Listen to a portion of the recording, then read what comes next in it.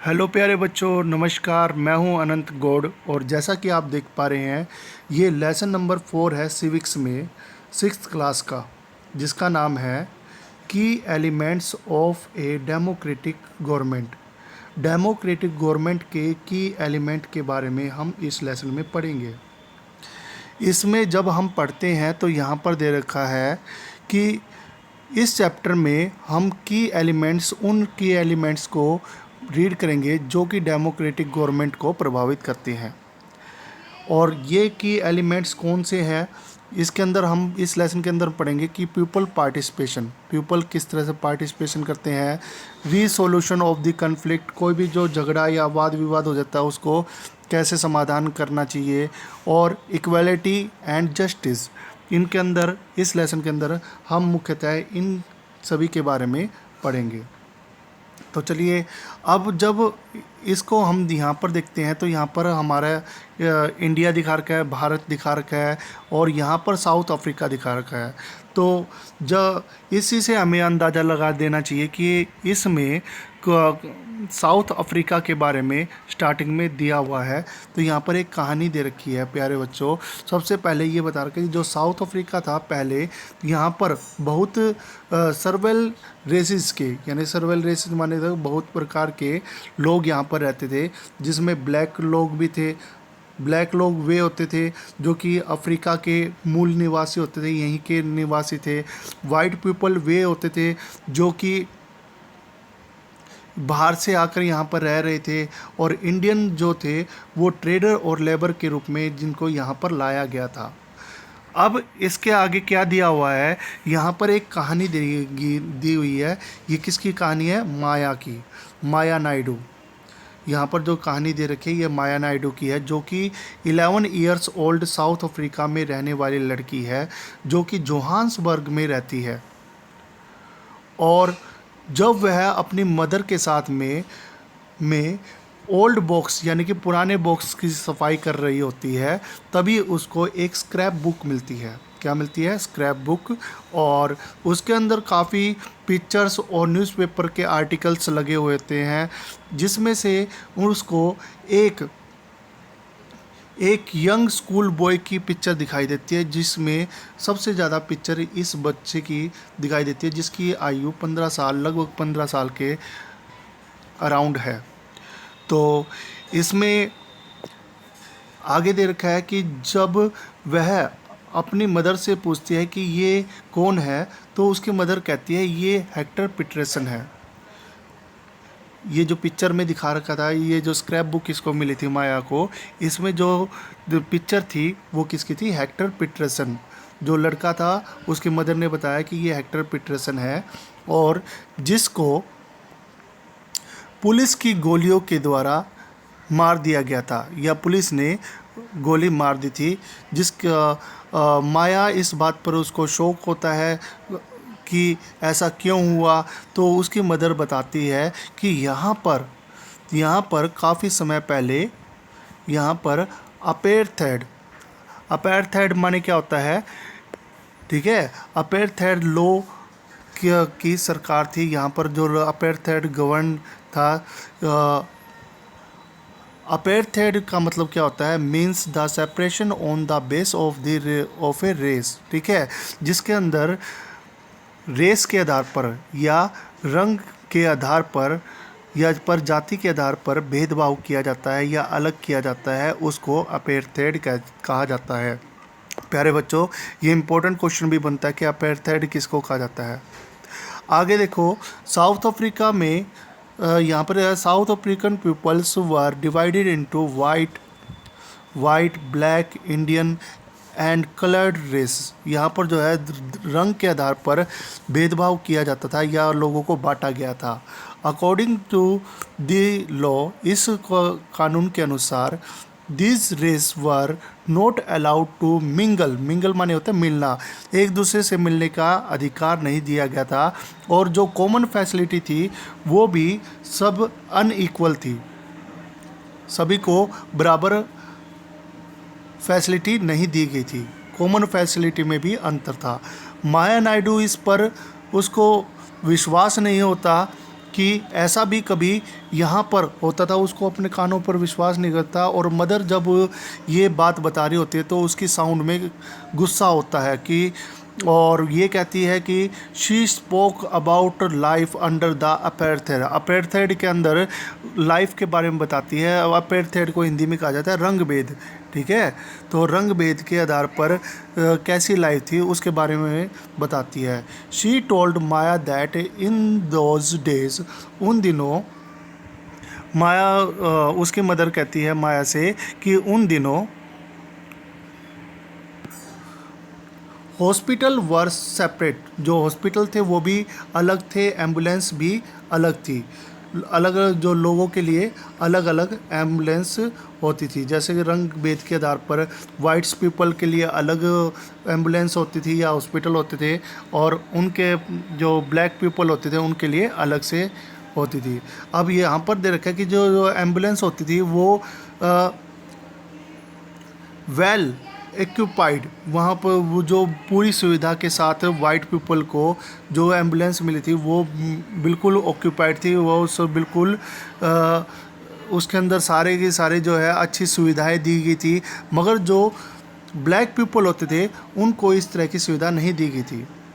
इसके आगे दे रखा है यहाँ पर जो है न केवल एम्बुलेंस और हॉस्पिटल अलग होते थे बल्कि ट्रेन और बसेस भी अलग होती थी, और यहाँ पर ये बस स्टॉप भी अलग होते थे। ब्लैक पीपल के लिए अलग होते थे, वाइट पीपल के लिए अलग होते थे। इसके अलावा non whites were not allowed to vote, और यहाँ पर ये मेन बात क्या थी कि जो नॉन वाइट थे, जो वाइट लोग नहीं थे, उनको वोट डालने का भी अधिकार नहीं दिया गया था। The best land in the country was reversed for the white people and non-white had, शायद आपको दिखाई नहीं दे रहा होगा इसलिए मैं थोड़ा इसको हटा भी देता हूँ। इसके अंदर क्या लिखा है, द वर्स्ट अवेलेबल लैंड, जो कि खराब भूमि होती थी, बंजर भूमि होती थी, वो ब्लैक लोगों को दी जाती थी, और जो अच्छी भूमि होती थी वो किसको दी जाती थी, वाइट पीपल को दी जाती थी। तो इतना वहाँ पर भेदभाव होता था। अब इसके आगे इस लेसन में दे रखा है वन ब्लैक टाउनशिप, ऐसा एक ब्लैक शहर जहाँ पर ब्लैक लोग रहते थे और जिसका नाम था स्वेटो।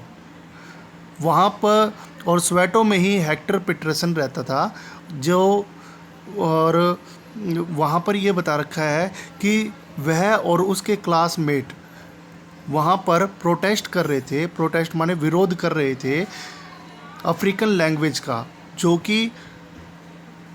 कि अंग्रेज़ों के द्वारा लाई गई लैंग्वेज थी, मगर वे अपने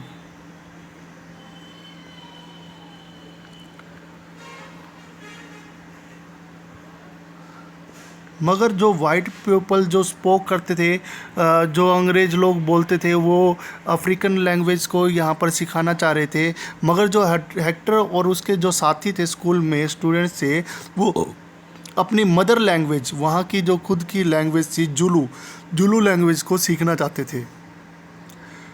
the south Africa police beaten up the protester, और जितने भी विरोध करने वाले थे उनको पीटना शुरू कर दिया और उन पर गोलियां भी चलाई, जिनमें से एक जो बुलेट थी वो हेक्टर को लगी और जिसके कारण उसकी मृत्यु हो गई थी हेक्टर की। और ये जो घटना है वो है 16 जून 1976 में। अब इसके आगे क्या दिया हुआ है वो अब हम रीड करते हैं। African National Congress, a group of peoples who led the struggle against the apartheid. अब national the African National Congress एक ऐसा संगठन था, एक ऐसे लोगों का समूह था जो कि अपेर्थेड के खिलाफ था और उन्होंने लंबी लड़ाई लड़ी थी और इसके मेन लीडर का नाम था नेल्सन मंडेला। क्या नाम था? Nelson Mandela. शायद आपने इनका नाम पहले भी सुना होगा और इसके लिए उन्होंने काफ़ी स्ट्रगल किया और वे काफ़ी सालों तक उनको जेल में भी डाला गया और लास्ट में फाइनली 1994 में साउथ अफ्रीका में एक डेमोक्रेटिक कंट्री के रूप में चेंज हो गया, या यहाँ पर डेमोक्रेटिक कंट्री आ गई। सारी जो स्ट्रगल था जिसमें मेन नेल्सन मंडेला का नाम आता है और उनके प्रयास से 1994 में साउथ अफ्रीका में डेमोक्रेटिक कंट्री बन गई और यहाँ पर सभी को वोट डालने का अधिकार या सभी को equal rights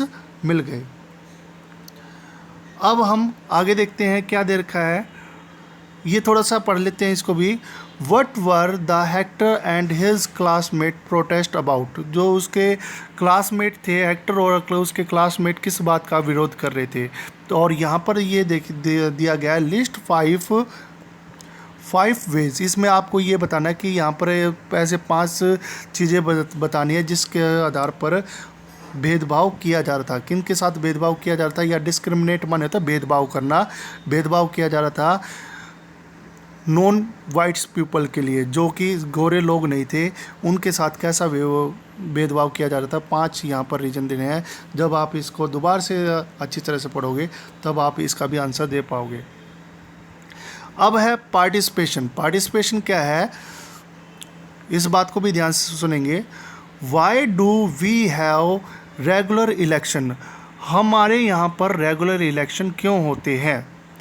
you have already read in the previous chapter. तुमने इस बात को प्रीवियस चैप्टर में, पहले के चैप्टर में भी पढ़ा है। People makes the decision in the democracy. Democracy के अंदर पीपल डिसीजन लेते हैं या डिसीजन बनाते हैं। Through voting in the elections people elect leaders to represent them.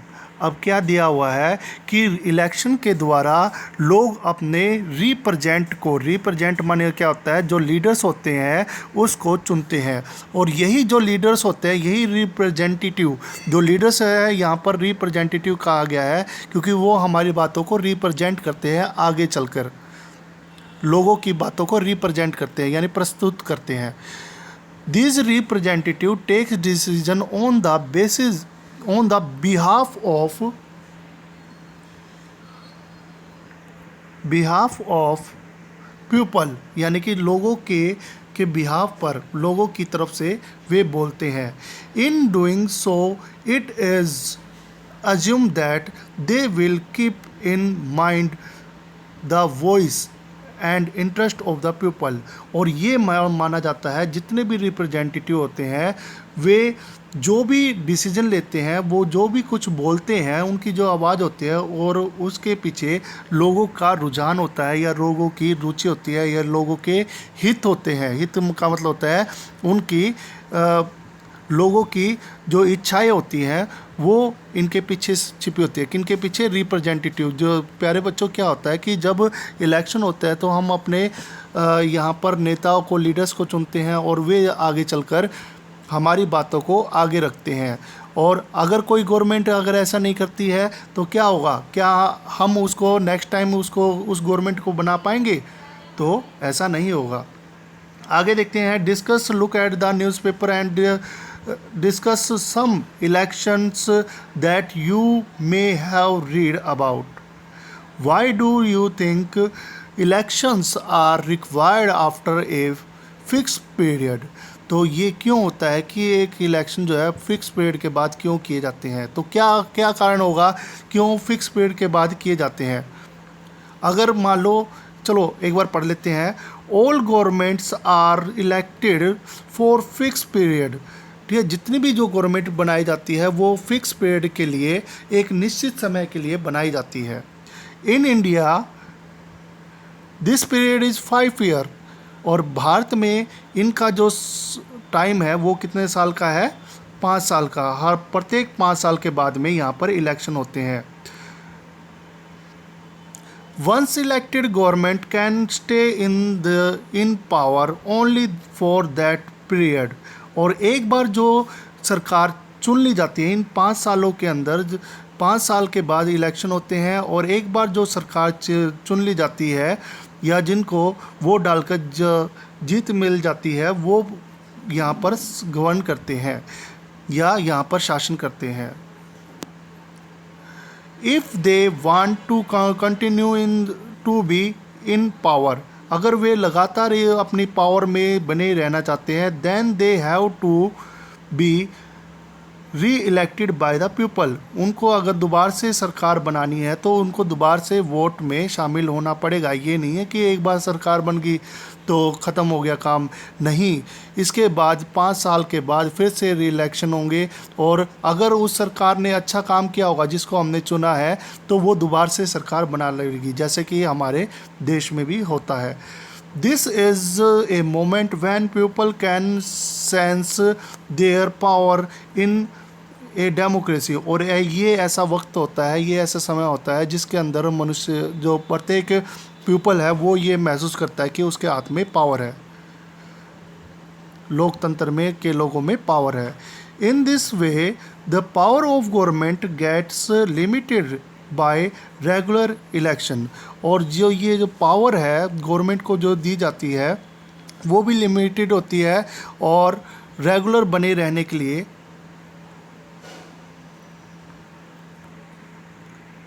आगे देखते हैं ऊपर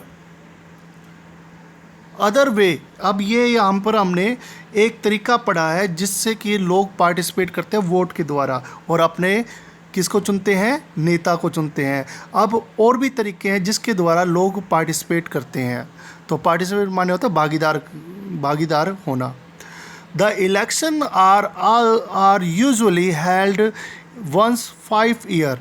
जो इलेक्शन होते हैं वो 5 साल में एक बार किए जाते हैं। हमारे देश में यही है कि मोस्टली जो इलेक्शन है वो 5 साल में एक बार होते हैं। Beside voting there are other way of participating in the process of the government. और यहाँ पर और भी तरीके हैं जिसके द्वारा हम गवर्नमेंट के कामकाज में भागीदार बन सकते हैं। People participate by the taking an interest in the working of government and by the criticizing it when require। अब क्या है इसमें, क्या दे रखा है कि जो लोग हैं वो पार्टिसिपेट कर सकते हैं किसके द्वारा, जो गवर्नमेंट जो काम कर रही है उसके में इंटरेस्ट लेकर, और अगर वो गलत कार्य कर रही है तो उसकी क्रिटिसाइज माने होता है आलोचना करना, या बुराई करना तो गलत बात है, मगर आलोचना जो अलग चीज़ होती है प्यारे बच्चों। बुराई होती है 2 तरह के होते हैं, एक तो होती है क्रिटिसाइज करना, ठीक है, और एक होते हैं बुराई करना। बुराई तो हम किसी के पीठ पीछे करते थे, मगर क्रिटिसाइज होता है, वो क्रिटिसाइजिंग होता है, वो आमने सामने ही उसके बारे में बताते हैं कि भाई इसके ये गुण है, इसके ये अवगुण है। In August 2005 when the particular government increase the money people had to pay for electricity. ठीक है, ये 2005 में क्या था, गवर्नमेंट ने बिजली के बिलों को बढ़ा दिया था। People express their disapproval by sharply. और जो है लोगों को ये बात सरकार की पसंद, लोगों को सरकार की ये बात पसंद नहीं आई।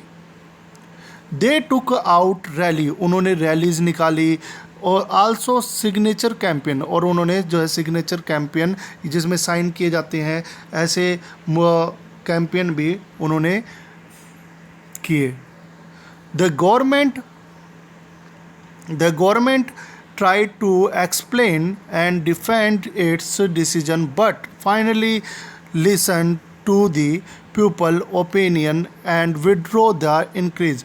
अब लास्ट में जो है लोगों की बात सुनी गई। गवर्नमेंट ने पहले तो उन्होंने कई एक्सक्यूज़ दिए कि भी हमने इस कारण इस बिल को बढ़ाया है, ये खर्चे हैं, और कई रीज़न बताए, मगर लास्ट में जो है लोगों की बात को या लोगों के प्रोटेस्ट के आगे गवर्नमेंट को झुकना पड़ा और जो जितने भी इंक्रीज बिल किए थे उनको माफ़ करना पड़ा या कम करना पड़ा। The government had to change its decision because it is responsible to the people. और गवर्नमेंट को ये रिड्यूस करने पड़े क्योंकि वे गवर्नमेंट जो है लोगों के प्रति उत्तरदायी है। तो प्यारे बच्चों, मुझे उम्मीद है कि इस पार्ट में आपको ये बात समझ में आई होगी। और अगर हम यहाँ पर भी देखें, ये बैन पोस्टर दिखा रखे हैं और government must give compensation to the flood victim, जो कि बाढ़ से पीड़ित लोग हैं, उनको सरकार को कुछ ना कुछ राहत देनी चाहिए। तो प्यारे बच्चों, मुझे उम्मीद है कि आपको ये वीडियो समझ में आएगी और हम इसके नेक्स्ट पार्ट में आगे हम इस लेसन को कंटिन्यूसली रीड करेंगे। Thank you for watching. अब हमने यहाँ तक इस लेसन को रीड कर लिया है। Thank you.